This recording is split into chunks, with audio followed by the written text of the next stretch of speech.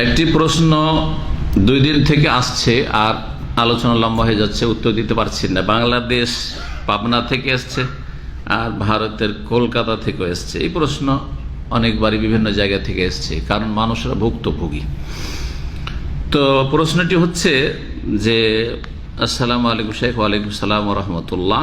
বলছেন, ফেতরা কি সরদার মন্ডলের কাছে জমা করতে হবে? ফেতরা কি সরদার বা মন্ডল মাতবুর কাছে জমা করতে হবে? এটা বাধ্যতামূলক নাকি নিজেই বিতরণ করা যাবে? এক প্রশ্ন। আর তারপরে বলছেন,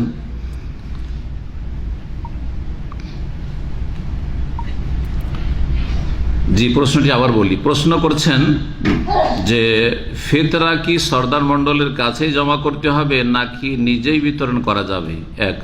2 নম্বর হচ্ছে, আর ফিতরা গরিবদেরকে ঈদের আগেই দিতে হবে নাকি পরে দিলেও চলবে?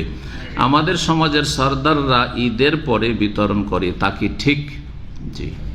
আপনাদের কি করে? জমা করে হয়তো ঈদের আগে, অনেকে তো ঈদের পরেও জমা করে, আর বিতরণটা ঈদের পরেই করে। ঈদের আগে বিতরণ খুব কমই মনে হয়, তাই না? জি, এটা একটা ইসলাম বিরোধী আমল চলে আসছে, হাদিস বিরোধী আমল চলে আসছে, রাসূলুল্লাহ সাল্লাল্লাহু আলাইহি ওয়াসাল্লাম আদর্শ বিরোধী আমল চলে আসছে। আল্লাহ হেদায়েত দান করেন, সংশোধনের তৌফিক দান করেন। নবী করিম সাল্লাল্লাহু আলাইহি ওয়াসাল্লাম কি বলেছেন ফিতরা সম্পর্কে? আগে শোনেন একটি হাদিস। ফিতরা আলোচনাতে বলেছি যে ফিতরার উদ্দেশ্য, একটি গুরুত্বপূর্ণ উদ্দেশ্য হচ্ছে তওমাতুল লিল মাসাকিন। ফিতরা হচ্ছে মিসকিনদের জন্য খাদ্যের ব্যবস্থা করা। কি করা? খাদ্যের ব্যবস্থাটা ঈদের পরে না ঈদের দিনে? ঈদের দিনে। ঈদের দিনে। আবু দাউদের হাদিসে রয়েছে যে মিসকিনদের খাবারের ব্যবস্থা করা। মিসকিনদের কি করা? খাবার ব্যবস্থা করা। আর সাধারণত খাবারের ব্যবস্থা এই সময়ে, সারা বছরের জন্য তো যাকাত আছে, সারা বছরের জন্য তো দান সাদকা আছেই, কিন্তু এই সময়ে বিশেষ একটি সাদাকা, বিশেষ একটি যাকাত, যেটির নাম যাকাতুল ফিতর, সেটা ঈদের দিনে গরিব মিসকিনদেরকে সচ্ছল করে দেওয়ার জন্য, সুখী করে দেওয়ার জন্য, যাতে করে গরিব মিসকিনকে ঈদের দিনে টেনশনে না পড়তে হয় যে কোথায় কাজ পাবো, কোথায় বেরোবো, ছেলে মেয়ের সাথে ঈদ করতে পাবো না, আমাদেরকে রুজি রোজগারের জন্য দৌড় দিতে হবে, ঠিক কিনা?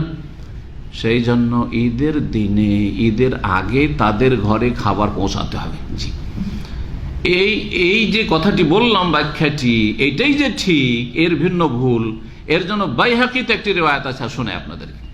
নবী সাল্লাল্লাহু আলাইহি ওয়াসাল্লাম বলেছেন, আগনুহুম ফি হাযাল ইয়াউমে, এই দিনে গরিব দুঃখীদেরকে অভাব মুক্ত করে দাও, সচ্ছল করে দাও, তাদেরকে অভাবী রাখিও না।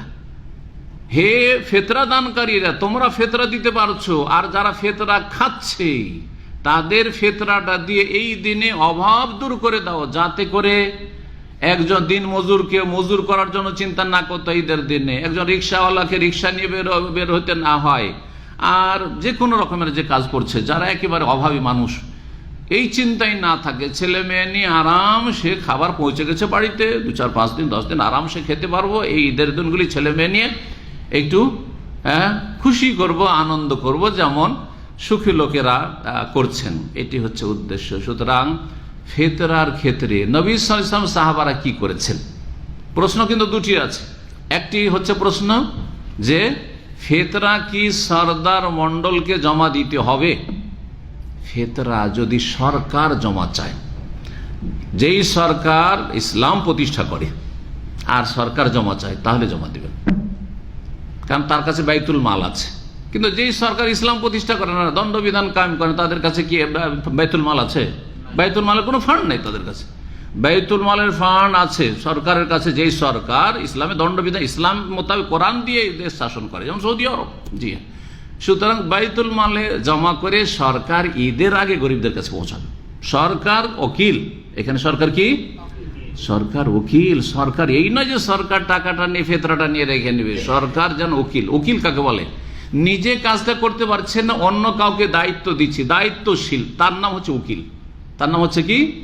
উকিল। তো সরদারকে দেবেন, মন্ডলকে দেবেন, তার আগে শোনেন, যদি সরকার চায় তাহলে সরকারকে দিতে হবে, কারণ সরকারের বৈধ কাজ আনুগত্য করতে হবে, যে আমরা একসাথে যে দেশের গরিবদেরকে বিতরণ করব, কিন্তু সেই বিতরণটা কখন হইতে হবে? ঈদের আগে হইতে হবে।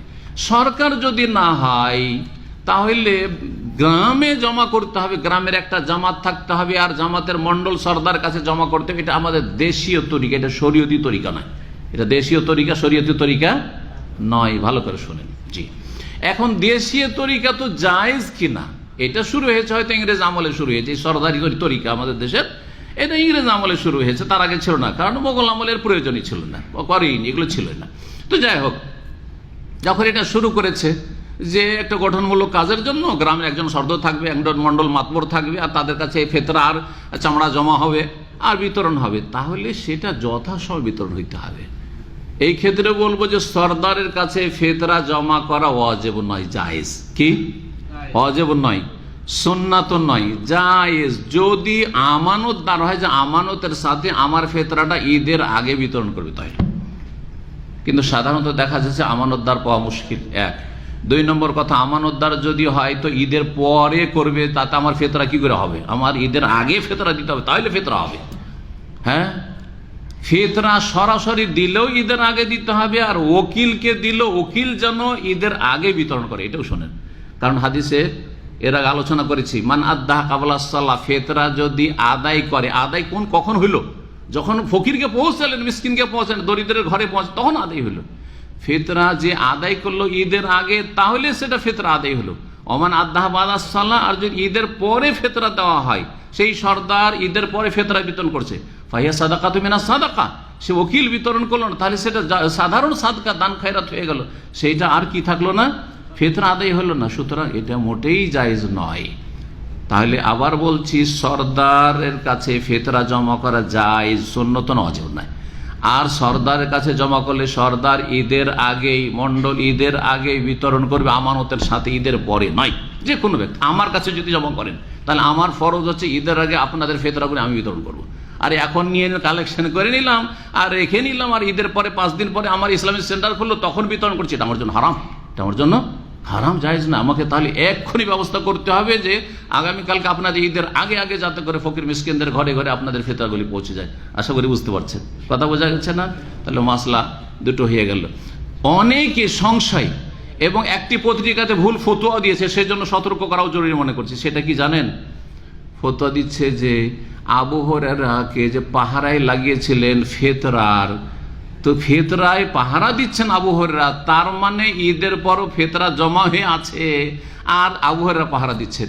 ওই হাদিসে কি আছে ঈদের পরে পাহারা দিয়েছেন, নাকি ঈদের 2-3 দিন আগে থেকে ফেতরা জমা হয়ে যেত? নবী সাল্লাল্লাহু আলাইহি ওয়াসাল্লাম মসজিদ নববীতে 2-3 দিন আগে থেকে জমা, 2 দিন আগে থেকে পাহারা দিচ্ছেন। তো কোথা থেকে আপনি নিজের পক্ষ থেকে ফতোয়া দিতে বানিয়ে ফেললেন যে আবু হুরায়রা যেহেতু ওই যে পাহারা দিচ্ছিলেন আর ওই যে চুরি করতে এসেছিল, জিন চুরি করতে এসেছিল, সেটা ঈদের পরে ছিল? কোথায় লেখা আছে ঈদের পরে ছিল? সুতরাং এইরকম কাল্পনিক ব্যাখ্যা করা আর মন গড়া ব্যাখ্যা করা চলবে না। যেইভাবে নবী সাল্লাল্লাহু আলাইহি সাল্লামের আর সাহাবায়ে কেরামদের ফিতরা দেওয়ার তরিকা ছিল, সেইভাবে ফিতরা দিতে হবে। আজ পর্যন্ত পরম্পরা সৌদি আরবে চলে আসছে নিজের ফিতরা নিজে দেওয়া। সৌদি আরব ইসলামিক সরকার, তারপর সরকার ফিতরা নেয় না, নিচে নিজের ফিতরা সবাই, সৌদিরাও দিচ্ছে আর বিদেশিরাও দিচ্ছে, নিজের ফিতরা নিজে দিচ্ছে।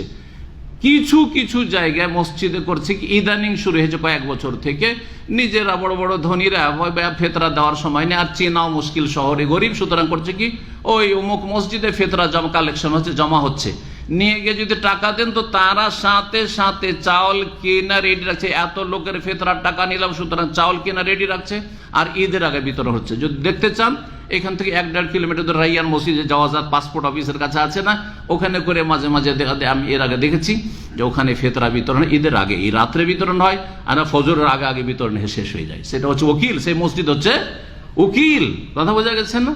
আর উকিল বানানো জায়েজ, সুন্নাত না আর ওয়াজিব না, কিছুই না। নিজের ফিতরা নিজে বিতরণ করবেন, এটা এখানে হোক আর বাংলাদেশে হোক আর ইন্ডিয়াতে হোক আর পূর্বে হোক আর পশ্চিম হোক।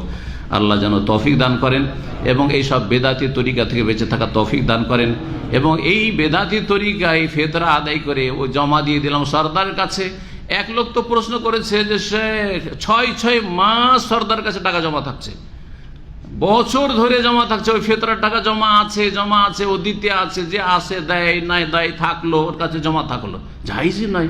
ফিতরা আমার এখন ফরজ, আর 6 মাস 7 মাস পরে বিতরণ হচ্ছে, হারাম নাজায়েজ কাজ করছে।